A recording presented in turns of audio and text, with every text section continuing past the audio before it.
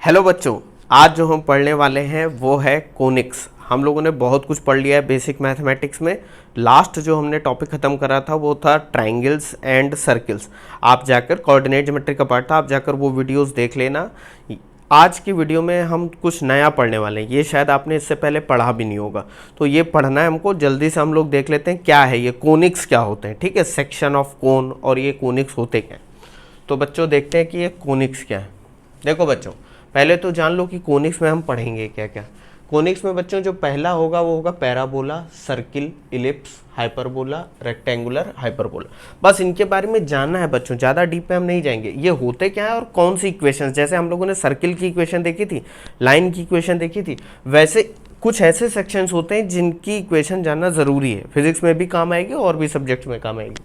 तो देखो बच्चों, कोनिक्स क्या होते हैं, पहले तो इनकी डिफिनीशन देख लेते हैं। कोनिक्स की डिफिनीशन क्या लिखी है? These are the curves obtained by intersection of a plane with a double napped right circular cone. इसका मतलब क्या बच्चों? कोन, जैसे कि ये कोन आपको दिख रहा है, अगर मैं एक के ऊपर एक कोन रख दूं, मतलब एक सीधा कोन और उसके ऊपर एक उल्टा कोन, जस्ट परपेंडिकुलर, मतलब कि ये जो लाइन है वो इन दोनों के एक्सिस के परपेंडिकुलर ही वाली, तो ये जो कोन होंगे इनको मैंने अभी नैप बोल दिया। नैप यानी कि ये पूरा सॉलिड कोन नहीं है, ये मैंने एक, जैसे टोपी होती है, आपने बर्थडे वाली टोपी देखी है, बर्थडे वाली, वो टोपियां हैं समझ लो, एक के ऊपर एक रख दी है। ठीक है, अब अगर मैं एक प्लेन ले लूँ, समझ लो अब एक चाकू ले लो और उससे इन दोनों नैप को काटो। कैसे काटना है देखो बच्चों, अगर मैं किसी एक नैप को काटूं, ऊपर या नीचे वाले को, ऐसे बिल्कुल एकदम सीधा सीधा एकदम परपेंडिकुलर, तो जो सेक्शन मिलेगा बच्चों, ये देखो सर्किल दिख रहा है, ये मतलब जो आप ऊपर से जब इसको सीधा सीधा काटोगे और आप उसको, जो टोपी थी, जो आप हैट लगाए थे, उसको देखोगे तो आपको सर्किल दिखेगा। बात समझे कि नहीं? अगर आप उसको थोड़ा सा मतलब स्लैंट, थोड़ा सा इंक्लाइंड करके काटो, मतलब इतना नहीं कि इंक्लाइंड करना है कि वो पूरा पूरा कट जाए, अभी मैं बताऊंगा, तब आपको बच्चों इलिप्स मिलेगा। मतलब आपको कुछ ऐसी आकृति दिखेगी। देखो ये कट रहा है, अगर बिल्कुल सीधा सीधा काट दिया तो सर्किल मिला। ठीक है बच्चों, अगर उसको थोड़ा सा स्लैंट, आपने जो प्लेन था, प्लेन यानी कि ये प्लेन यानी चाकू, जो मैं नाइफ बोल रहा हूँ, अगर आपने ऐसे कट करा तो आपको ये इलिप्स मिलेगा। ये देख रहे हो, ये इलिप्स, इसको इलिप्स बोलते हैं। ठीक है, अगर आपने उस नाइफ को या प्लेन को थोड़ा और ज्यादा इंक्लाइन कर दिया, मतलब इतना इंक्लाइन कर दिया कि वो ये जो बेस है इसको भी कट करने लग रहा है, इसको भी कट करना, तो आपको ऐसा एक सेक्शन मिलेगा। ये, इसको बच्चों पैराबोला बोलते हैं। क्या बोलते हैं? पैराबोला। अब एक काम और करो, इस नाइफ को आप और ज्यादा इंक्लाइन कर दो, मतलब इतना इंक्लाइन कर दो कि ये जो प्लेन है वो जब आप कट करें तो ऊपर वाले कोन को भी कट कर जाए। बात समझ रहे हो? ये देखो, ये जो प्लेन था, अगर मैं इसको ऐसे ले लूं, सीधा सीधा ऐसे कट कर दूं तो सर्किल मिल गया, थोड़ा सा और तिरछा करा इसको तो इलिप्स मिल गया, और थोड़ा तिरछा करा तो क्या मिल गया हमको? पैराबोला मिल गया। अब इसको मैंने बहुत ज्यादा सीधा कर दिया तो ऊपर वाला कोन भी कटने लग रहा है, ऊपर वाला भी कट गया, तब हमें दो कर्व मिलेंगे, एक ऊपर मिलेगा एक नीचे मिलेगा। इसको बच्चों हाइपरबोला बोलते हैं। ये देखो नीचे वाले कोन का मैंने दिखा दिया है हाइपरबोला, इसमें दो कर्व मिलते हैं, एक ऊपर और एक नीचे। बात समझ गए? ये बच्चों कोनिक्स होते हैं। अब आप कहोगे सर ये पढ़ क्यों रहे हैं? बच्चों ये क्यों पढ़ रहे हैं मैं अभी जब जैसे जैसे बताऊंगा मैं बता दूंगा कि ये पढ़ क्यों रहे हैं। ठीक है, तो ये आप एक बार देख लो, आप समझ गए होगे। बहुत सिंपल है, हमने इन दोनों कोन्स को, मतलब ये जो नैप्स हैं, इनको कट करा। किससे? एक प्लेन से। पहले परपेंडिकुलर, थोड़ा सा इंक्लाइंड तो इलिप्स मिला, और ज्यादा इंक्लाइन कर दिया तो पैराबोला मिला, और बहुत ज्यादा इंक्लाइन कर दिया एकदम सीधा सीधा, तब हमको हाइपरबोला मिलने लगे। बात समझ गए? एक बार देख लीजिए इसको, आगे बढ़ते हैं बच्चों। देखो बच्चों, पहले तो सर्किल जान लेते हैं। सर्किल तो आपको पता चल गया कि हमको मिला कैसे सर्किल। हमने कोनिक्स की डिफिनीशन में सर्किल कैसे मिला, हमने उस कोन को परपेंडिकुलर कट करा प्लेन से। लेकिन सर्किल की एक डिफिनीशन है। क्या डिफिनीशन है? It is the set of points in a plane that are equidistance from a fixed point in the plane. कहने का मतलब क्या है, अगर आप एक फिक्स पॉइंट ले लो, मान लो ये एक पॉइंट है, ठीक है, और अब आप कुछ पॉइंट ड्रॉ करना चालू करो, मतलब ऐसे ऐसे ऐसे ऐसे, इस तरीके से कि इन पॉइंट्स की जो डिस्टेंस है इस फिक्स पॉइंट से, ये हमेशा सेम रहे, तब जब आप इन पॉइंट को मिलाओगे तो जो कर्व मिलेगा वो एक सर्किल होगा। ये सर्किल लग नहीं रहा, मतलब ये जो पॉइंट O है ये आपका सेंटर बोला जाता है कि नहीं? याद होगा आपको। और सेंटर से ये जो फिक्स डिस्टेंस है इसको आप रेडियस बोल देते हो। क्या बोल देते हो? ये जो दूरी है ये रेडियस, बात समझ पा रहे हो? आप ध्यान से समझो, जब आप कंपास से सर्किल ड्रॉ करते हो तो यही तो करते हो भाई, एक फिक्स पॉइंट होता है और पेंसिल को आप क्या करते हो, ऐसे रोटेट करते हो। तो देखो ये जो फिक्स पॉइंट है वो सेंटर है और बाकी सारे पॉइंट इससे फिक्स्ड दूरी पे, इसीलिए इसको सर्किल बोलते हैं। अब बात एक चीज और समझना, सर्किल की जो इक्वेशंस है वो हम पहले चैप्टर्स में देख चुके हैं, पहले चैप्टर बता रहा हूँ, पहले वीडियोज में देख चुके हैं। आपने अगर नहीं देखा तो मेरा आपको एडवाइस रहेगा, आप वो वीडियो जाके देख लेना, ठीक है। हम लोग पढ़ेंगे कहाँ से, हम लोग पढ़ेंगे पैराबोला से। अब बच्चों पैराबोला होता क्या है ये तो हमने देखा कि वो सेक्शन मिलता कैसे, लेकिन पैराबोला की डिफिनीशन क्या है देखो। जैसे यहां पर सेट ऑफ पॉइंट की बात करेंगे, पैराबोला की डिफिनीशन क्या होती है बच्चों, set of points in a plane that are equidistance from a fixed point and a fixed line. अब बच्चों समझो, अगर मैंने यहां पर ध्यान से समझना, एक पॉइंट ले लिया F, एक पॉइंट ले लिया F और एक लाइन ले ली, एक लाइन ले ली, ठीक है। अभी मैं इस पर चर्चा नहीं करूंगा कि इनको बोलते क्या, एक लाइन है और एक पॉइंट। अब मैं बहुत सारे पॉइंट बनाऊं, ऐसे बनाऊं कि जैसे मैंने एक पॉइंट ये लिया, इस पॉइंट की दूरी इस लाइन से और इस पॉइंट की दूरी इस पॉइंट F से हमेशा सेम रहे। फिर मैंने एक पॉइंट P2 ले लिया, इस पॉइंट की दूरी इस पॉइंट से, इस पॉइंट की दूरी इस पॉइंट से, ये भी सेम रहे। कहने का मतलब है बच्चों कि अगर मैं कुछ ऐसे पॉइंट ड्रॉ करते जाऊं जिनकी दूरी इस फोकस, इस पॉइंट को फोकस बोलते हैं, जो फिक्स्ड पॉइंट होता है उसको फोकस बोलते हैं, और इस लाइन को डायरेक्ट्रिक्स बोलते हैं। क्या बोलते हैं बच्चों, डायरेक्ट्रिक्स। मतलब ऐसे पॉइंट्स की लोकस या ऐसे पॉइंट्स को मिलाते जाओ जिनकी दूरी एक फिक्स पॉइंट से और एक फिक्स लाइन से हमेशा सेम है। तो इस केस में बच्चों मैं कहूंगा, यहां पर देखो जरा, P1F is equal to P1B1, यही तो। उसी तरह P2F is equal to P2B2, ठीक है। अगर और भी पॉइंट होते, मान लो यहाँ P3 होता तो इसको मिला देते, यहाँ पर मिला देते, ये B3 हो जाता, तो हम कहते हैं P3F is equal to P3B3। इन सभी पॉइंट्स को मिला देंगे तो हमको पैराबोला मिल जाएगा। बच्चों ये मैथमेटिकल डिफिनीशन है। अब यहाँ एक दो टर्म और समझ लेते हैं। हम फोकस जान गए, हम डायरेक्ट्रिक्स जान गए, ये एक्स एक्सिस या वाई एक्सिस मान लेते हैं, ठीक है। ये डायरेक्ट्रिक्स जो है ये हमारा वाई एक्सिस के पैरेलल है, हम ऐसा मान लेते हैं, परपेंडिकुलर लाइन। अब बच्चों एक चीज़ समझो, ये जब पैराबोला इस एक्सिस को जहाँ कट करता है, इस हॉरिजॉन्टल एक्सिस को, इसको हम बोल देते हैं वर्टेक्स। वर्टेक्स जैसे वर्टिसेस होते हैं, यहाँ पर हमने वर्टेक्स बोल दिया, ठीक है। और फोकस से पास होने वाली लाइन जो डायरेक्ट्रिक्स यानी इस फिक्स्ड लाइन से पैरेलल हो, उसको हम बोलते हैं लेटस रेक्टम। मतलब इस पॉइंट से पास हो रही है ये लाइन दिख रही है आपको यहाँ से यहाँ तक, जो कि पैराबोला को कट भी कर रही है, और वो लाइन इस डायरेक्ट्रिक्स के पैरेलल भी है, तो इसको बोलते हैं लेटस रेक्टम। बात समझ गए? तो पैराबोला में क्या क्या टर्म हमको पता चला, फोकस, डायरेक्ट्रिक्स, वर्टेक्स और लेटस रेक्टम। फोकस डायरेक्ट्रिक्स पता है, वर्टेक्स जहां पर पैराबोला कट करेगा हॉरिजॉन्टल एक्सिस को, और लेटस रेक्टम फोकस से पास होने वाली लाइन जो कि डायरेक्ट्रिक्स के पैरेलल है। तो पैरेलल होगी तो जाहिर सी बात है इस हॉरिजॉन्टल एक्सिस के परपेंडिकुलर होगी। बात समझिए? तो ये बच्चों होता है पैराबोला। देख लीजिए इसको एक बार, आप आगे बढ़ते हैं। अब बच्चों देखो, पैराबोला आप जान गए हो, तो हम यहाँ पर एक चर्चा और कर लेते हैं। चर्चा इन द सेंस आपको यहाँ पर थोड़ा मजा आएगा। क्या?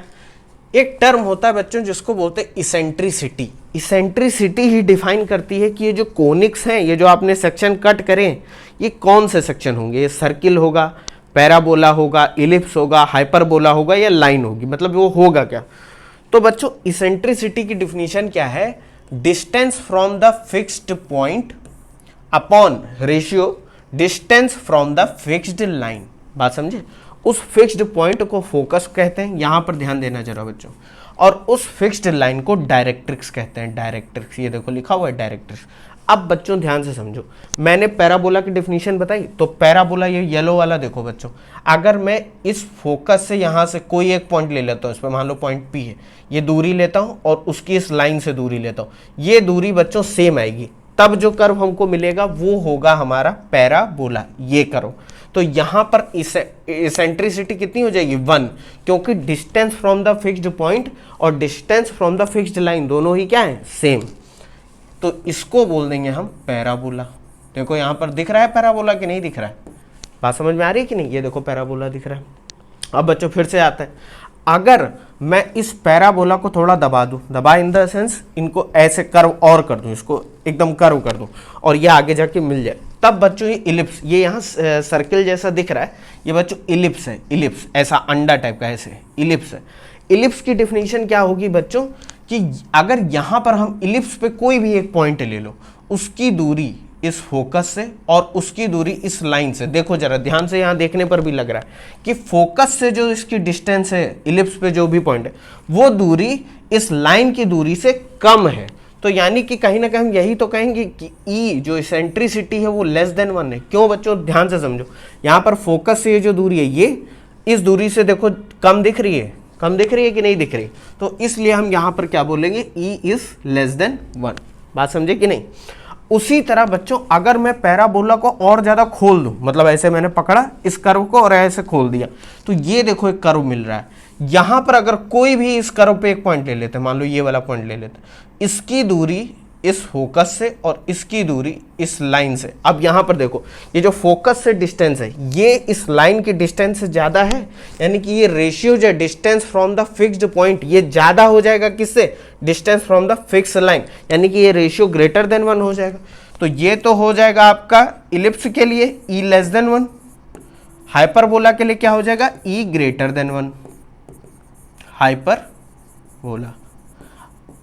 अब देखो बच्चों ये दिख भी रहा है, यहाँ पर इसेंट्रिसिटी यहाँ 2 ली गई, उसी तरह 3 ले लोगे तो और ज़्यादा ये ओपन हो जाएगा, 4 ले लोगे तो और ओपन हो जाएगा, और अगर इसेंट्रिसिटी इनफाइनाइट ले ली तो ये लाइन बन जाएगा, बिल्कुल सीधा हो जाएगा। क्यों बच्चों, क्योंकि डिस्टेंस फ्रॉम द फोकस, ये जो फोकस है ये तो इन्फिनिटी पे चला जाएगा ना, इसके लिए ये पूरा इन्फिनिटी में, ये देखो यहाँ पर लाइन ज्वाइन करोगे तो देखो फोकस पे आके मिल रही, लेकिन इसको एकदम खींच के सीधा कर दिया तो ये लाइन तो कभी फोकस में मिलेगी नहीं, तो इन्फिनिटी पे चली जाएगी। बात समझ रहे हो कि नहीं। तो इसलिए लाइन की जो इसेंट्रिसिटी होती है वो क्या होती है, इन्फिनिटी। ये ध्यान रखना बच्चों, ये चीज आप थोड़ा सा ध्यान रखना, हालांकि फिजिक्स में ज्यादा काम नहीं आएगी, लेकिन ये कर्व आप देख के जान जाओ। अच्छा बच्चों हाइपरबोला इधर भी बना हुआ, क्योंकि 2 कर्व मिलते हैं, जब भी हम कोनिक्स में कट करते हैं तो हाइपरबोला के 2 कर्व मिलते हैं। मिलने को पैराबोला के भी मिल सकते हैं, लेकिन जब आप नॉर्मल एक प्लेन से कट करते हो तो 2 कर्व हाइपरबोला के मिलते हैं। ठीक है बच्चों, ये मैंने क्यू मैथ नाम की एक वेबसाइट से ये उठाया था ये कर्व, ठीक है।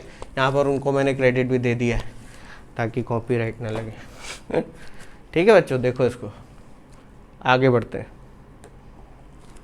अब बच्चों जैसे हम लोगों ने पैराबोला जाना, तो पैराबोला जाना, इसेंट्रिसिटी क्या होती है जाना, पैराबोला बहुत सारे टाइप के होते हैं। यहाँ पर जो हमारे काम के हम उनकी इक्वेशंस देख लेते हैं कि क्या क्या इक्वेशन होती हैं। इक्वेशन जैसे कि सर्किल की इक्वेशन होती है वैसे पैराबोला की भी इक्वेशन होती है।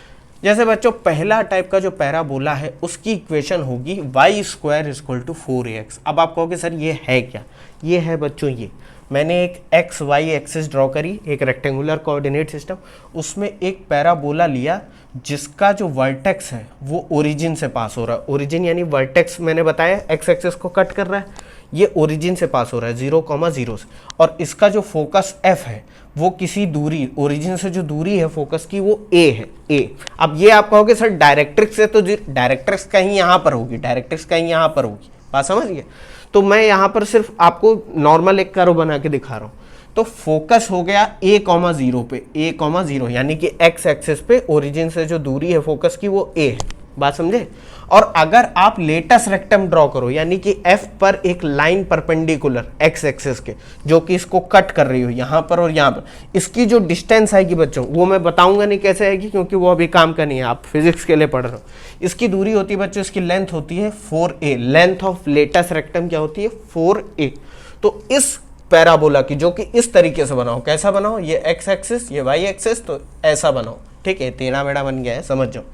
ये बच्चों वर्टेक्स होगा 0,0, ठीक है, मैं बता दे रहा हूँ वर्टेक्स 0,0, फोकस आपका f ये हो गया a,0 पे यहाँ पर, और लेटस रेक्टम की जो मतलब लेंथ है वो हो गई 4a। बात समझ गए कि नहीं। उसी तरह बच्चों अगर मैं इसका मिरर इमेज ले लूँ, मतलब ये अगर पैराबोला उधर चला जाए नेगेटिव x एक्सिस पे, देखो ये यहीं पर था, मैंने उधर कर दिया, इसको पलट दिया, तो बच्चों इक्वेशन हो जाएगी y² = -4ax, जहाँ पर वर्टेक्स तो हमेशा ओरिजिन पे ही है, यहाँ पर भी ओरिजिन पे था, यहाँ पर भी ओरिजिन पे है, लेकिन जो आपकी फोकस है वो इधर पॉजिटिव एक्स एक्सिस से ना आकर निगेटिव एक्स एक्सिस पे चली जाएगी, -a,0, देखो -a, और लेटस रेक्टम की बच्चों लेंथ तो वही रहेगी, चाहे इसको पलट के उधर कर दोगे तो ये जो लेंथ है ये बच्चों क्या रहेगी, 4a length of latus rectum. बात समझ गए। उसी तरह बच्चों अगर मैं एक ऐसा पैराबोला ड्रॉ करूं जो कि ऊपर की तरफ खुला हो, यानी कि वो वाई एक्सिस पे बना हुआ है, ऐसे ऊपर की तरफ, ये देख रहे हो बच्चों, इसका वर्टेक्स अभी भी 0,0 पे, इसकी फोकस 0,a। अब देखो ये पहले एक्स एक्सिस पे था तो फोकस a,0 था, अब ये वाई एक्सिस पे चला गया तो फोकस 0,a हो गया, 0,a, यानी कि इसकी दूरी फोकस की सेंटर से a है। बात समझ गए कि नहीं। इस पर अगर लेटस रेक्टम ड्रॉ करो तो देखो बच्चों अब लेटस रेक्टम हॉरिजॉन्टल हो जाएगा, क्योंकि यहां पर समझो डायरेक्ट्रिक्स से पैरेलल होना चाहिए, तो डायरेक्ट्रिक्स तो कहीं यहां पर आएगा ना, डायरेक्ट्रिक्स यानी वो लाइन जो कि इस पॉइंट के अपोजिट में हो। बात समझे, जो मैंने अभी यहां पर बताया था आपको, कहां पर बताया था, ये डायरेक्ट्रिक्स है, वाई एक्सिस कहीं यहां पर होगी इसके। बात समझ गए कि नहीं। तो यहां पर आ जाते हैं। हाँ बच्चों, यहां पर वर्टेक्स 0,0, फोकस 0,a, क्योंकि अब पैराबोला आपका ऐसे बन गया ना कि ऐसे, ठीक है। लेंथ ऑफ लेटस रेक्टम यहां पर भी 4a होगा। बात समझिए, वो चेंज नहीं होगा। तो ऐसे पैराबोला की इक्वेशन क्या होती है बच्चों, x² = 4ay। यहां पर देखो क्या था, y² = 4ax, यहां पर हो जाएगा x² = 4ay। बात समझे। अगर मैं इस पैराबोला को नीचे कर दूं, मतलब निगेटिव y एक्सिस पे ड्रॉ कर दूं ऐसे, तो बाकी सब चीजें सेम रहेंगी, वर्टेक्स 0,0 पर ही रहेगा, फोकस 0,a पे ना होकर 0,-a पे नीचे की तरफ चला जाएगा ना बच्चों, ये f, और लेंथ ऑफ लेटस रेक्टम अभी भी 4a रहेगी। ये चीज ध्यान रखना, ये हमेशा सेम ही रह रही है। क्यों, क्योंकि हम पैराबोला को बस खाली घुमा रहे हैं और उसके साइज में कोई बहुत ज्यादा चेंज नहीं कर रहे हैं। बात समझ गए कि नहीं। ये एक बार देख लो बच्चों, ये बस 4 इक्वेशन आप ध्यान में रखना, ये क्या हो गया, हाँ, फर्स्ट और सेकंड। बात समझ गए, 1 2 3 4। आगे बढ़ते हैं बच्चों। हाँ, इलिप्स। अब बच्चों देखो इलिप्स क्या होता है। इलिप्स को आपने देख तो लिया कि मिलता कैसे है, कि अगर भाई हम पैराबोला और सर्किल के बीच में अगर कोई एक प्लेन लेकर कट करें कोनिक को, तो हमको इलिप्स मिल जाएगा। ये तो आपने देख लिया कोनिक्स। लेकिन इलिप्स की ऐसे मैथमेटिकल डिफिनीशन क्या है। मैथमेटिकल डिफिनीशन इलिप्स की है बच्चों, sum of all points in a plane, मतलब उन सभी पॉइंट को जोड़ो, the sum of whose distances from two fixed points in the plane is constant. अब ये कह रहा है, बात समझना मेरी, बहुत सिंपल सा। मैंने यहाँ पर 2 फिक्स पॉइंट ले लिए, एक f1 और एक f2। अब मैं क्या कर रहा हूँ, बहुत सारे पॉइंट ले रहा हूँ, बहुत सारे पॉइंट, यानी कि एक मैंने मान लो P1 पॉइंट लिया, जिसकी दूरी f1 से P1 f1 थी और f2 से P1 f2 थी। तो ये क्या हो जाएगा बच्चों, P1 f1 इनको जोड़ दो प्लस P2 P1 f2, यही तो, ये प्लस ये। उसी तरह बच्चों मैंने दूसरा पॉइंट लिया, कौन सा पॉइंट लिया, P2। तो इसकी दूरी देखो इन दोनों पॉइंट से, P2 f1 plus P2 f2। उसी तरह बच्चों मैंने तीसरा पॉइंट ले लिया, वो क्या हो जाएगा, P3। तो P3 f1 plus P3 f2। इसी तरह बच्चों इस पे बहुत सारे पॉइंट होंगे, बहुत सारे पॉइंट होंगे। उन सभी पॉइंट को अगर मैं जोड़ दूं तो मुझे जो कर्व मिलेगा उससे बच्चों बोला जाएगा इलिप्स। ये डिस्टेंस सारी क्या रहेंगी, देखो सेम, ये जो डिस्टेंस है ये जो डिस्टेंस है ये, और ये जो डिस्टेंस है ये सारी क्या रहेंगी, सेम रहेंगी। उसी तरह ऐसे जोड़ोगे तो ये भी सेम आएगा, ये जोड़ोगे तो ये भी सेम आएगा। बात समझ रहे हो कि नहीं, ये सब सेम आती जाएंगे। तो ऐसा जो कर्व मिलेगा इसको इलिप्स बोला जाता है। और इसको ड्रॉ बच्चों कभी आप पेपर पे ड्रॉ करके देखना। मैं आपको एक तरीका बताता हूँ। आप एक कार्डबोर्ड लेना, ठीक है, उस पर पेपर चिपका देना, उसमें आप दो नेल यानी कीले वहाँ पर ऐसे गाड़ देना, ठीक है। छोटे छोटे कीले होती हैं जो नेल्स होती हैं, हैमर से उनको गाड़ देना। अब आप एक काम करना, एक पेंसिल को एक थ्रेड में बांधना, और थ्रेड का बीच में, मतलब थ्रेड इधर भी निकला इधर भी निकला है, थ्रेड का एक हिस्सा इधर एक हिस्सा इधर। अब उस पेंसिल को घुमाने की कोशिश करना, मतलब ये पेंसिल है और इसको घुमाने की कोशिश करना, देखना है। मतलब आपने ऐसे थ्रेड बांध दिया है इसमें, इन दोनों नेल्स के बीच, और ये पेंसिल ऐसे टाइट करके इसके ऊपर रख दिए, अब उसको घुमाने की कोशिश करना, तो जो कर्व मिलेगा वो ये मिलेगा। क्यों मिलेगा? क्योंकि वो थ्रेड की लेंथ हमेशा क्या है? सेम, यानी ये जो पॉइंट की सम है P1F1 plus P1F2, P2F1 plus P2F2, ये हमेशा सेम रहेंगे, तो इलिप्स आपको मिलेगा। ये आप करके देखना, या आप कहीं भी यूट्यूब पे और भी चैनल्स पे सर्च कर लेना कि हाउ टू ड्रॉ इलिप्स, वो आप देख लेना, उसमें दिखा देंगे कि इलिप्स कैसे ड्रॉ करना। ठीक है बच्चों, अब यहाँ पर कुछ बच्चों मैथमेटिक्स समझ लेते हैं। अगर मैं एक्स वाई एक्सिस पे इलिप्स को ड्रॉ करूँ तो ये जो ओरिजिन होगा इसको बोलेंगे सेंटर। क्या बोलेंगे बच्चों? सेंटर। और ये जो दो पॉइंट है इनको बोलते हैं focus, focus F1 focus F2। अगर प्लूरल में लेंगे तो F1 F2 को फोकाई बोलेंगे, FOCI फोकाई। ठीक है, अब फोकस की दूरी ओरिजिन से कितनी हमने ले ली? C, स्मॉल c, इधर प्लस c इधर माइनस c। मैग्नीट्यूड दिखा रहे हैं इसलिए मैंने सिर्फ c लिखा हुआ है। ठीक है, प्लस और माइनस से मतलब नहीं है। और ये इलिप्स जहां कट कर रहा है एक्स एक्सिस को, उन पॉइंट्स को ले लेते हैं ए और बी, इनको बोला जाएगा वर्टेक्स। ए और बी क्या है? वर्टेक्स। दोनों को साथ में प्लूरल में बोलेंगे तो वर्टेसेस। बात समझ गए? एक वर्टेक्स जो हॉरिजॉन्टल वर्टेक्स है उसकी दूरी सेंटर से हमने मान ली ए। क्या मान ली? ए, स्मॉल ए। अब बच्चों ध्यान से समझना, और ये इलिप्स वाई एक्सिस को जहां पर कट कर रहा है उस पॉइंट की और सेंटर से दूरी हमने ले ली स्मॉल बी, स्मॉल बी। तो बच्चों देखो, ये जो पूरी लेंथ है एक वर्टेक्स से दूसरे वर्टेक्स ए बी, इसको बोला जाता है बच्चों मेजर एक्सिस। क्या बोलते हैं? मेजर एक्सिस, क्योंकि ये बड़ी वाली एक्सिस है। देखो ये बड़ी एक्सिस, तो इसको बोलते हैं मेजर एक्सिस। और मेजर एक्सिस की लेंथ कितनी होगी? इधर भी ए इधर भी ए, तो ये 2a हो जाएगी कि नहीं? बात समझ गए कि नहीं? उसी तरह बच्चों ये जो लेंथ है, ये जो छोटी लेंथ है, यानी कि वाई एक्सिस के ऊपर वाले पॉइंट से नीचे वाले पॉइंट, इसको बच्चों बोलते हैं माइनर एक्सिस। क्या बोलते हैं? Minor axis. और इसकी ये जो आधी लेंथ है इसको बोलते हैं सेमी माइनर एक्सिस। तो यहां पर एक चीज ध्यान से समझना, मैं यहां पर लिख दे रहा हूं semi major axis, major axis वो हो जाएगा ए, सेमी माइनर एक्सिस वो हो जाएगा बी। होगा कि नहीं? क्योंकि पूरी माइनर एक्सिस तो 2b हो जाएगी ना, ऊपर भी बी नीचे भी। हाँ समझ गए कि? अब बात ये भी आती है बच्चों कि ए बी और सी किसी भी इलिप्स के लिए इन तीन टर्म में, यानी कि distance of the focus from the centre, semi major axis and semi minor, इसमें एक रिलेशन होता है। वो रिलेशन बच्चों ये होता है A square is equal to B square plus C square taken in the same order. Same order मतलब कि ए को आपने सेमी मेजर एक्सिस लिया है, बी को आपने सेमी माइनर एक्सिस लिया है और फोकस को सेंटर से सी लिया है। तो ये एक फॉर्मूला होता है, इसको आप ध्यान में रखते हो तो ठीक है। अगर फिजिक्स की बात करें तो नहीं ध्यान में रखते हो तब भी कोई दिक्कत नहीं है, बस आप समझ जाओ कि ये मैं बताना क्या चाह रहा हूँ। ठीक है बच्चों, इसको देख लो एक बार।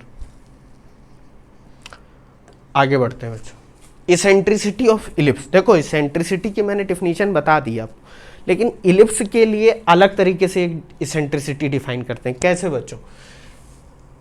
इसेंट्रिसिटी की इलिप्स के लिए डिस्टेंस जो डेफिनेशन होती है वो होती है distance between centre and focus upon distance between centre and vertex. यहां पर देखते हैं बच्चों, सेंटर और फोकस के बीच की दूरी c और सेंटर ऑफ वर्टेक्स यानी कि बड़े वाले सबसे ज़्यादा जो दूरी है सेंटर ऑफ वर्टेक्स के बीच की दूरी वो ले लेंगे हम a। तो यहाँ पर बच्चों ये वैल्यू आ जाएगी E is equal to C upon A. तो जो C है यानी distance between centre and focus वो क्या हो जाएगी? AE।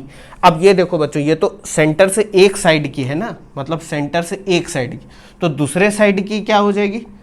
Minus AE। तो टोटल ऑन बोथ साइड क्या होगी? C is equal two plus minus AE। अब आपसे अगर कोई कह दे कि ऐसा इलिप्स ड्रॉ करो जिसकी मेजर एक्सिस A है, माइनर एक्सिस हम बता देंगे क्या होगी, और E की वैल्यू दी है इसेंट्रिसिटी, इसेंट्रिसिटी दे रखी है। बात समझ रहे हो? इसेंट्रिसिटी। तो अगर A दिया है, इसेंट्रिसिटी दी है, तो आप C निकाल लोगे, C निकाल लोगे तो आप B निकाल लोगे ये वाले फॉर्मूले से, और आप ये इलिप्स ड्रॉ कर दोगे। बात समझ रहे हो कि नहीं समझ? इसलिए मैं ये सब बता रहा हूँ। अब बात आती है बच्चों, हमने इसेंट्रिसिटी पैराबोला की देख ली, लाइन की देख ली, इलिप्स की देख ली, हाइपरबोला की देख ली, लेकिन ये सर्किल की इसेंट्रिसिटी क्या होती है? देखो बच्चों, सर्किल ये है इलिप्स जिसकी दो फोकस हैं, ये है ना, ये हमारा सेंटर है O और ये F1 ये F2। सर्किल एक ऐसा इलिप्स होता है जिसकी दोनों फोकस एक ही पॉइंट पर आके मिल जाए सेंटर पर, यानी कि वो ऐसे F1 और F2 सेम पॉइंट पर आ जाए। बात समझ रहे, F1 और F2 सेम पॉइंट पे है, यानी हम ये कह देंगे कि distance between centre and focus क्या हो जाएगी, 0 हो जाएगी। तो यानी कि सर्किल के लिए जो इसेंट्रिसिटी होती है वो 0 होती है बच्चों, ध्यान रखो। अब आपको सब पता हो गया, सर्किल के लिए इसेंट्रिसिटी 0, इलिप्स के लिए इसेंट्रिसिटी लेस देन 1, पैराबोला के लिए इसेंट्रिसिटी इक्वल टू 1, हाइपरबोला के लिए इसेंट्रिसिटी ग्रेटर देन 1 और लाइन के लिए इसेंट्रिसिटी इन्फिनिटी। बात समझ गए कि नहीं? अब आपको मैं अभी बताऊंगा कि मैं ये सब पढ़ा क्यों रहा हूं, मतलब ये इस कोनिक्स, इलिप्स, पैराबोला ये पढ़ के करोगे क्या, ठीक है? इसको एक बार देख लो फिर मैं बताता हूं। आगे बढ़ते बच्चों।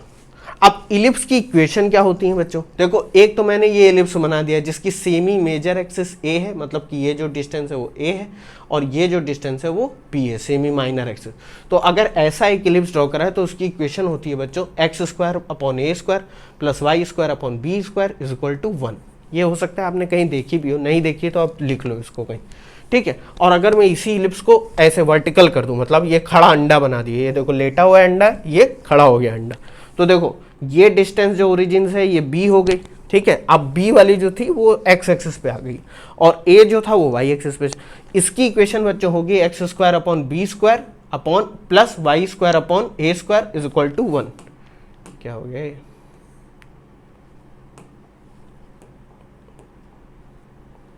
हाँ, ये देखो बच्चों, x square upon B square plus y square upon A square is equal to 1। ये बच्चों ध्यान में रखना, हमने इलिप्स को क्या कर दिया, वर्टिकल कर दिया, ठीक है? तीसरा क्या है बच्चों कि अगर इलिप्स का सेंटर 0,0 ना हो तब, मतलब हमने सेंटर कहीं हम ले गए हैं h, k पर, मतलब सेंटर की दूरी x एक्सिस पे है h और y एक्सिस पे है k, मतलब वो अब 0,0 पे नहीं है, सेंटर यहां पर आ गया। तो उस केस में बच्चों इसकी इक्वेशन क्या हो जाएगी, कुछ नहीं करना है, हमको उठाकर इसको यहां लाना है। तो उठाकर लाने के लिए हम क्या करेंगे, x में h घटा देंगे यानी h वाली एक्सिस और y में k घटा देंगे। तो इसकी इक्वेशन क्या हो जाएगी, x माइनस एच का स्क्वायर अपॉन ए square plus y minus k का square upon B square is equal to 1। तो ये 3 इक्वेशन है बच्चों, ध्यान में रखना। ये बच्चों याद करने की जरूरत नहीं, आप खुद सोचो। हमने सेंटर से उठा के कहीं और रख दिया है, तो वहां से सेंटर पे लाने के लिए क्या करेंगे, h और k को उनके रेस्पेक्टिव एक्सिस से घटा देंगे। मैं ऐसे ही बच्चों ध्यान में रखता हूँ, आपको भी ऐसे ही रखना चाहिए। अब बच्चों एक चीज़ ध्यान से समझो, ये जो इतना सब पढ़ रहे हैं ना हम लोग, आपके काम बहुत आने वाला है, मैं बता रहा हूँ। आप इतना ज़्यादा पढ़ लो, मतलब इतना ज़्यादा पढ़ लो का मतलब ये नहीं कि आप दिन रात किताबों में घुसे रहो। मेरा कहने का मतलब है आप ऐसी पढ़ाई करो कि जब आप फिजिक्स आप इंटर की पढ़ लो ना, तो अपने आप में एक चौड़ में चलोगे, अरे हम तो आइंस्टाइन के भी पापा हैं। बात समझ में आ रही कि नहीं? ऐसे पढ़ो, ज़्यादा सीरियसली मत लेना इस बात को। हाइपरबोला। अब बच्चों हाइपरबोला क्या होता है, बस ये और देख लो हाइपरबोला क्या है। इसका नाम ये हाइपरबोला, ये पैराबोला से भी ज़्यादा खुला हुआ है इसलिए हाइपरबोला, ठीक है? इसकी डिफिनीशन क्या होगी बच्चों, mathematically set of points in a plane the difference of whose distances from two fixed point in the plane is constant. जैसे बच्चों इलिप्स में जो दो हम पॉइंट लेते हैं फोकस F1 और F2, उसमें जो पॉइंट होते हैं हम सम कर दें, यहाँ पर अब डिफरेंस लेंगे तो इन डिफरेंस को हमेशा सेम आना चाहिए। कैसे बच्चों, ध्यान से देखते हैं। ये आपको बहुत कंफ्यूजिंग फिगर लग रहा होगा, ऐसा कुछ नहीं है। देखो ये एक्स एक्सिस, ठीक है, इसको बोल देंगे ट्रांसवर्स एक्सिस, ट्रांसवर्स एक्सिस बोलते हैं हाइपरबोला के केस। और ये आपकी वाई एक्सिस, इसको कॉन्जुगेट एक्सिस बोलते हैं। क्यों बोलते हैं कॉन्जुगेट एक्सिस, क्योंकि ये डिराइव होती है एक्स एक्सिस और हाइपरबोला। ये ज़्यादा मत जानो, बस इतना जान लो, ये कॉन्जुगेट एक्सिस, ये ट्रांसवर्स एक्सिस। बात समझ गए? अब बच्चों हमने मान लो ये हाइपरबोला ड्रॉ कर दिया है, ये ड्रॉ कैसे हुआ ये देख लेते हैं। कैसे ड्रॉ हुआ, इसकी डिफिनीशन पे जाते हैं। हम कोई एक पॉइंट मान लो इस वाले कर्व पे ले लेते हैं P1, क्या ले लेते हैं P1। उसकी दूरी F1 से क्या होगी, P1 F1, और F2 से क्या होगी, P1 F2। तो बड़ी वाली कौन सी है, P1 F2। जरा इसका डिफरेंस लेते हैं, तो P1 F2 minus P1 F1। According to definition अगर मैं कोई दूसरा पॉइंट लेता हूं P2 जिसकी दूरी F2 से P2 F2 और F1 से P2 F1, तो इनका जो डिफरेंस है यानी P2 F2 minus P2 F1 ये बराबर होना चाहिए, मतलब बात समझ रहे हो, ये डिस्टेंस माइनस ये डिस्टेंस इज इक्वल टू ये डिस्टेंस माइनस ये डिस्टेंस, यही हाइपरबोला के डिफरेंशियल। उसी तरह अगर मैं कोई तीसरा पॉइंट ले लूं तो P3 इस वाले कर्व पे, तो P3 अब दूरी बड़ी वाली कौन सी है, F1 से, P3 F1 minus P3 F2, ये सारी डिस्टेंस। इसी तरह जितने भी पॉइंट इन कर्व पे हैं अगर मैं उनकी डिफिनीशन बता रहा हूँ, डिफरेंस लेता जाऊं इन दोनों फोकस से, तो वो हमेशा कांस्टेंट या सेम आना चाहिए, बात समझ रहे हो, तब हमें जो कर्व मिलेगा वो होगा हाइपरबोला। बात समझे। अब देखो बच्चों, जहां पर ये एक्स एक्सिस को कट कर रहा है वो हम बोलेंगे वर्टेक्स, एक तो ये वर्टेक्स हो गया, एक ये वर्टेक्स हो गया। इन दो पॉइंट को जो हमने रेफरेंस लिया था उनको बोलेंगे फोकस, या दोनों को मिला के बोलेंगे फोकाई, ठीक है, और दो वर्टेक्स को मिला के बोलेंगे वर्टिसेस। ये हो गया 0,0 आपका सेंटर, ठीक है। वर्टेक्स के बीच की दूरी यानी इस सेंटर से ये वर्टेक्स, इस सेंटर से ये वर्टेक्स, ये हमने 2a मान ली। जैसे हम लोग वहां पर सेमी मेजर एक्सिस लेते थे, एक वर्टेक्स से दूसरा वर्टेक्स इलिप्स में 2a लेते थे, यहां पर भी हमने 2a ले लिए, ठीक है। वहां पर इलिप्स में हमने फोकस की दूरी सेंटर से कितनी ली थी, c, यहां पर भी हम फोकस की दूरी सेंटर से c लेंगे, तो दोनों साइड की दूरी का सम क्या हो जाएगा, यानी इस फोकस की दूरी और इस फोकस के बीच की दूरी क्या हो जाएगी, 2c। बात समझ गए, यानी दो फोकस के बीच की दूरी या डिस्टेंस क्या हो जाएगी, 2c। अब लेकिन यहां पर एक झोल है, क्या कि ये कर्व देखो खत्म नहीं हो रहा है, ये कहीं ऐसा नहीं कि घुमा हुआ, ये कहीं जा रहा है इन्फिनिटी तक, आगे तक। बात समझो। तो बात आती है यहां पर b कैसे डिफाइन करोगे, यानी कि कॉन्जुगेट एक्सिस कैसे डिफाइन करोगे। तो उसके लिए बच्चों एक यहां पर फॉर्मूला है, जैसे वहां पर a b c में एक रिलेशन होता है a² = b² + c², यहां पर बच्चों रिलेशन ये होता है, क्या होता है, c² = b² + a², taken in the order. Taken in the order मतलब जैसे मैंने बताया, अगर आप वैसे ही मान लो, अब आप मान लो a को c मान लो, तो वो आपकी टेंशन है। तो b की वैल्यू क्या होगी, √c² - a², जहां पर c और a के रिस्पेक्टिव मीनिंग है जो मैंने आपको बताए। बात समझ गए कि नहीं। तो b कहीं यहां पर आएगा, मतलब अकॉर्डिंग टू दिस डेफिनेशन। बात समझे। अब बच्चों आप सोचोगे सर ये लाइन क्या है, अब बात समझना बच्चों। टेंजेंट बच्चों क्या होता है, टेंजेंट आपको नहीं पता तो मैं बताता हूँ। जैसे सर्किल है, मैंने बताया भी था, तो उस पर आप कोई लाइन जो उसको टच करती हुई जा रही, अगर किसी कर्व को कोई लाइन टच करती हुई जाती है तो हम बताते हैं कि वो टेंजेंट है, ठीक है। हाइपरबोला के केस में ये कर्व इनफाइनाइट तक जा रहा है, तो अगर मैं कोई एक ऐसी लाइन खींचूं जो इस वाले कर्व को और इसको दोनों को टच कर रही है, तो बच्चों सेंटर से वो पास हो रही होगी, लेकिन इसको टच वो यहां पर नहीं दिखा पाओगे, क्योंकि टच तो वो कहीं इनफाइनाइट पे, इन्फिनिटी पे करेगी जाके। उसी तरह यहां पर इस वाले कर्व में ये वाले पॉइंट को अगर मैं सोचूं यहां से एक टेंजेंट खींचने की, ये वाला, तो एक टेंजेंट मुझे और मिलेगा, एक टेंजेंट ये, एक टेंजेंट ये। अब आप कहोगे सर ये टच तो कर नहीं रही, इसलिए बच्चों इसको टेंजेंट ना बोल के एक नया नाम दिया जाता है एसिम्प्टोट। ये आपने सुना भी होगा, कोरोना में बहुत एक टर्म एसिम्प्टोटिक सिम्टम्स है। एसिम्प्टोटिक मतलब कि जो सिम्टम कहाँ ले जा रहे हैं पता ही नहीं चला, मतलब आपको कुछ हुआ, आपको कोरोना हुआ, आपको जुकाम खांसी और ये सब हो रहा है, लेकिन आपके सिम्टम कॉन्टिन्यूअस वैसे ही चल रहे हैं। बात समझ रहे हो, या कुछ हो नहीं रहा, आप वैसे ही चलते चले जा रहे हो, आपको नहीं पता कि कब आपके सिम्टम एग्रेसिव हो जाएंगे, तो क्या बोला जाता है, एसिम्प्टोटिक। बात समझ रहे हो। तो इसका मतलब एसिम्प्टोट की डिफिनीशन होती है बच्चों मैथमेटिक्स में, tangent to the curve at infinity, यानी कि ये कोई कर्व है तो इस पे ये जो लाइन मिलेगी जाके, यानी ये टेंजेंट कब बनेगी, इन्फिनिटी पे बनेगी जाके, उससे पहले उसको हम एसिम्प्टोट बोलेंगे, यानी कि ये कहीं पैरेलल चल रही। इतना मैंने बता दिया, आपके काम का है नहीं, ठीक है, लेकिन फिर भी देख लो। अब यहां पर बच्चों ये मैंने वही लिख रखा है, डिस्टेंस बिटवीन वर्टिसेस के बीच की दूरी 2a, distance between foci F1 और F2 के बीच की दूरी 2c। We define conjugate axis 2b यानी कॉन्जुगेट एक्सिस ये 2b हो जाएगी ना, b ऊपर b नीचे। वो कैसे डिफाइन करेंगे, c और a पता है तो b हो जाएगा √c² - a²।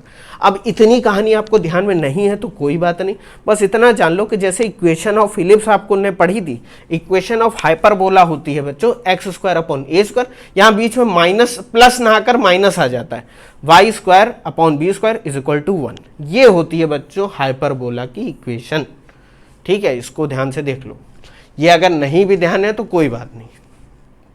आगे बढ़ते हैं बच्चों। देखो बच्चों, ये मैंने आपको एक हाइपरबोला बताया, बस आपको इनसे मतलब होना चाहिए कि ये कर्व कौन सा है, ठीक है, बात समझ गए। तो ये बच्चों फोकस था, कौन सा फोकस था, ये F2 था ना, ये हो जाएगा c कॉमा 0, ये f1 ये क्या हो जाएगा बच्चों, सेंटर से इधर side left side minus c comma 0, ये तो ध्यान ही होगा। और ये जो वर्टेक्स है ये हो जाएगा a कॉमा 0, ये वाला वर्टेक्स क्या हो जाएगा माइनस a कॉमा 0, और ये तो सेंटर है 0 कॉमा 0। इसकी इक्वेशन मैंने बता दी, एक्स स्क्वायर अपॉन ए square minus Y square upon B square. अब बच्चों एक चीज ध्यान रखो, अगर a और b बराबर हो जाए, मतलब कुछ ऐसा रेशियो ले लो a और b बराबर आ जाए, मतलब कॉन्जुगेट एक्सिस और ये जो 2a है ये 2a 2b सेम हो जाए, या a और b सेम हो जाए, तो ऐसे हाइपरबोला को हम रेक्टेंगुलर हाइपरबोला बोलते हैं, क्योंकि ये एकदम ऐसा टाइप का आएगा, ऐसा टाइप, मतलब और ज़्यादा कर्वेचर होगा इसका, सर्किल टाइप, मतलब लगभग 2 सर्किल काट के ऐसे इधर उधर लगा दिया, ऐसा लगेगा आपको। या एक और, तो जब आप a और b को सेम रखोगे तो रेक्टेंगुलर हाइपरबोला की इक्वेशन ये होती है बच्चों, एक तो ये होती है, और जो आपको काम आने वाली है वो कौन सी है वो भी मैं बता देता हूं। एक रेक्टेंगुलर हाइपरबोला ऐसा भी आप दिखा सकते हो, कैसे, ये x है ये y है, X Y is equal to C. अब ये c वो वाला c नहीं है, ये c है कांस्टेंट, मतलब कोई भी कांस्टेंट जिसको हमने c बोल दिया यहाँ पे, x Y is equal to constant. ये बच्चों ये हाइपरबोला है, ये हाइपरबोला, ये देखो एक कर्व, दूसरा कर्व बच्चों कहीं यहाँ पे होगा, कहीं यहाँ पे होगा ऐसे, जो कि बिल्कुल इससे मिलता जुलता होगा, बात समझ रहे, इसकी मिरर इमेज होगा, इसको बच्चों बोलते हैं रेक्टेंगुलर हाइपरबोला, बात समझे। तो दो इक्वेशन आपको पता है, X Y is equal to constant या X square minus Y square is equal to A square, we will use it as per our convenience, बात समझे। अब बच्चों मैं आपको एक चीज और बता देता हूं कि हम लोगों ने इतनी कहानी पढ़ क्यों ली है, बहुत सिंपल सा, फिजिक्स में क्यों पढ़ा है बच्चों। देखो आप ये यहाँ पर खड़े हो, ठीक है, या आप हो, ठीक है, आप क्रिकेट खेलने का बहुत गंदे बने हो, और आपने एक बॉल यहाँ से थ्रो करी, बॉल कहाँ पर थ्रो करी, ऐसे फेंका, यहाँ पर आपका दोस्त है, वो चिल्ला रहा है अबे भाई बॉल दो, ठीक है, आपने बॉल जो है थ्रो करी, तो ये बॉल देखो कैसा कर्व बनाते हुए जाती है। ये बच्चों जब कर्व आप ध्यान दोगे तो ये कर्व बना होगा पैराबोला। नेचर देखो कैसे कोनिक्स को डिफाइन कर रहा है, ये कर्व क्या होगा पैराबोला, हाँ समझे कि नहीं, ये कर्व पैराबोला होगा। अभी जब आप प्रोजेक्टाइल मोशन पढ़ोगे तब मजा आएगी आपको, पैराबोला वहाँ दिखेगा। अब बच्चों सैटेलाइट भेजी जाती है, ये हमारा अर्थ है प्यारा सा, ठीक है, ये अर्थ है हमारा, ठीक। अब यहाँ पर ये यहाँ से ये रॉकेट है, ये रॉकेट चला, ये ऊपर गया, इसने यहाँ पर एक सैटेलाइट छोड़ी।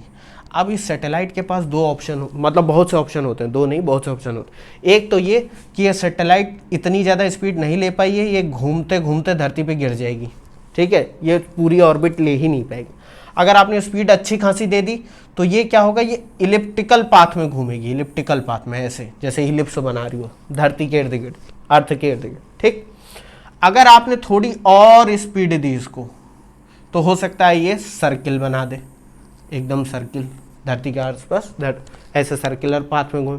अगर बहुत ज़्यादा स्पीड दे दी तो हो सकता है ये अर्थ की ग्रेविटेशनल फील्ड को छोड़ के चली जाए पैराबोलिकली, पैराबोला मतलब इसको छोड़ के जा रही है पैराबोलिक पाथ पे। और ज़्यादा स्पीड दे दी तो ये छोड़ के जाएगी लेकिन बहुत एग्रेसिवली हाइपरबोलिक पाथ पे। हाइपरबोलिक पाथ यानी कि एक तो ये फेंका ऐसे, ये पैराबोला, बहुत ज़्यादा कर्व बन गया हाइपरबोला, बात समझ गए कि नहीं। ऐसे गोल गोल घूम रही है तो ये सर्किल, ऐसे टेढ़ा टेढ़ा घूम रही है तो ये इलिप्स। जैसे कि ये हमारा सन है और ये सारे प्लैनेट हैं, तो ये सन के इर्द गिर्द किस ऑर्बिट में घूम रहे हैं, इलिप्टिकल ऑर्बिट में। ये आपने 9th-10th में पढ़ा हो, बात समझ रहे। तो देखो नेचर में कितने सारे कर्व आपको ऐसे ही दिख रहे हैं। इसलिए बच्चों कोनिक्स पढ़ो, क्योंकि physics is the study of nature, इसलिए आप कोनिक्स भी पढ़ो। ठीक है बच्चों, थैंक यू, मिलते हैं नेक्स्ट वीडियो में। ये सब एक बार देख लेना, ऐसा भी कुछ खास नहीं है, बस आप इक्वेशंस ध्यान में रखना, ठीक है। बाकी चीज़ें हम आगे चल के डिस्कस कर लेंगे।